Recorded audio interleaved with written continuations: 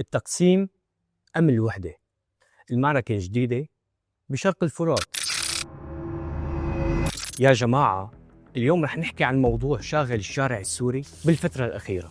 هل سوريا رايحة باتجاه وحدة وطنية حقيقية ولا في مشروع تقسيم عم يرسم له؟ من فترة شفنا توتر كبير صار بين الحكومة السورية والقوى الكردية، ومع دخول تركيا وأمريكا على الخط صار الموضوع بيحتاج نتناقش فيه. وهلأ خلونا نفصل الموضوع ونحكي بكل بساطة. عندنا الوضع الميداني، مين مسيطر على شو؟ الحكومة السورية رجعت على مساحات واسعة وأراضي كبيرة بعد سقوط النظام. أما شرق الفرات لسه بإيد قوات سوريا الديمقراطية المعروفة باسم قسد. في عنا نقاط تماس حساسة بين الطرفين، والكل خايف من مواجهة جديدة. خلونا نحكي عن الموقف الكردي. الأكراد عم يطالبوا بإدارة ذاتية أو نظام فيدرالي. بيقولوا نحن ضحينا، قاتلنا داعش طردناها، إلنا حق نقرر مصيرنا. بس بالمقابل الناس خايفة، عم بيقولوا ممكن هذا الموضوع يفتح باب التقسيم ضمن سوريا الجديدة. طيب تركيا وأمريكا شو بدهم؟ تركيا ضد أي حكم ذاتي كردي،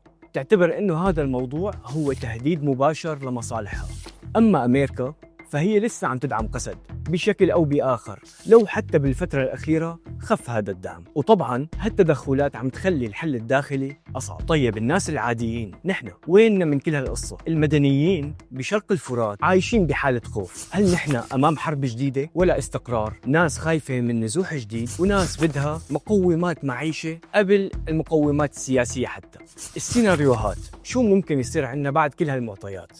ممكن يكون عندنا وحدة وطنية، وممكن يستمر الوضع الحالي اللي هو لا حرب ولا حل، أو السيناريو الأسوأ، مواجهة جديدة بين الحكومة السورية وقوات.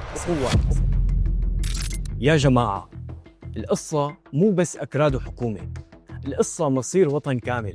إذا في مشروع وحدة وطنية لازم يشمل الكل، عرب، دروز، أكراد، علويين، لازم يشمل الكل. لازم يكون الكل له صوت ودور. برأيكم يا جماعة، هل الحل إنه يكون في حكم ذاتي بمناطق معينة، ولا ما في إلا وحدة وطنية بدون استثناء؟